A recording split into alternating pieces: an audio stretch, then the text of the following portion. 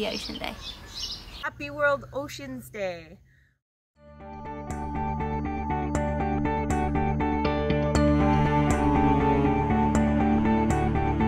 Hello, my name's Claire Austell. I'm a researcher here based at the Marine Biological Association in Plymouth, UK, and I work with something called the Continuous Plankton Recorder. And I'm Lauren Bierman. I'm South African, but I also work in the UK in Plymouth. Hi there, I'm Iman. I'm an ocean scientist studying at the University of Plymouth. Aloha mai kako! My name is Dr. Kiana Frank. I'm an assistant professor with the Pacific Biosciences Research Center at University of Hawaii at Manoa. So I'm really interested in your work, and I want to know how you first thought to even look for historical entanglements. How did you even find that kind of data? Well, it was actually kind of by accident. So we already knew about the microplastics, yeah, and we'd been counting them and categorizing them since a paper that came out in 2004 by Richard Thompson, who's at Plymouth University. So that's inside the continuous plankton recorder? In the actual silk samples, yes. Yeah. So and with the phytoplankton? With the plankton, with the zooplankton, everything. Wow. And sometimes we even see them, wrapped around the zooplankton or inside them. Wow.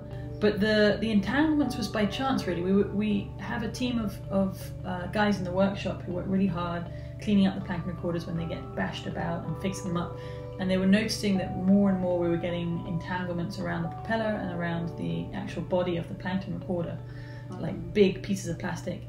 And I said, well, is there any way that we've been recording that? And they said, yeah, I mean, the crew that bring up these plankton recorders for us, so it's all a volunteer scheme. Yeah.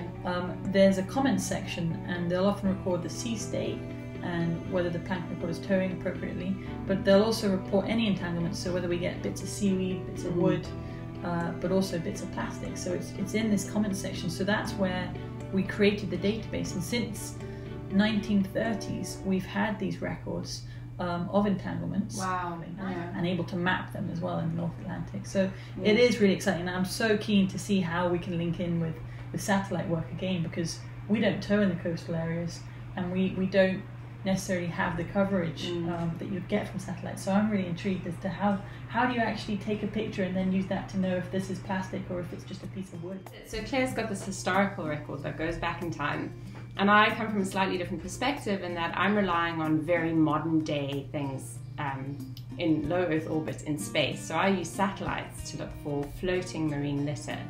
And this is all made possible because the European Space Agency has recently launched 2 satellites called Sentinel-2A and Sentinel-2B. And thanks to their high resolution, I can actually look for things floating in the coastal zone. And so even though we come from completely different sides of things, Claire's data, for example, is really important to me for in situ validation.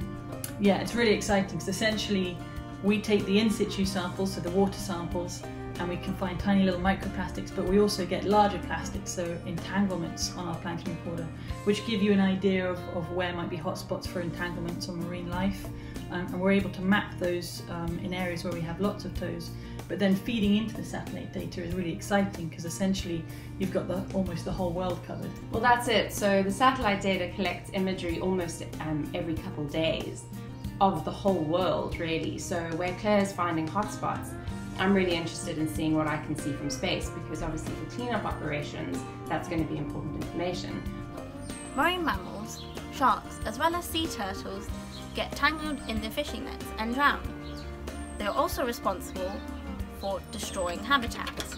Sharks, as portrayed by the media, seem to be dangerous and are meant to be feared, but really, sharks need to fear us more than we fear them. Sharks are important because they're apex predators and control other populations of fish. Technological advances has allowed us to tag sharks and monitor their movements. This has greatly helped my research because a company like OSearch tags these sharks, and I can apply it because I'm linking features such as sea surface temperature as well as chlorophyll. I'm a microbial ecologist, and I study the microbes that live in the ocean. So some of the most important, not most important, but some of the base of the food layer in the ocean are these photosynthetic microbes. These microbes that get energy from the sun, and they exhale out oxygen. So they get energy from the sun to make more of themselves, and they create oxygen. So half of the oxygen that we breathe as humans hanging out on this planet are from microbes producing oxygen in the ocean. And those organisms basically form the base of the food web, and so many other organisms eat that and gain energy to grow all the way up to all the fish that we eat and all the fish that we enjoy. And so here we are in the beautiful Ahupua'a of He'eia, in the moku of Ko'olaupoko on the island of Oahu. And behind me is the beautiful Lokoi'aopihi, He'eia fish pond, where my ancestors, Native Hawaiians, traditionally managed the flow of water coming up from the mountains and mixed with the kai to actively manage and grow these photosynthetic microorganisms, these primary producers.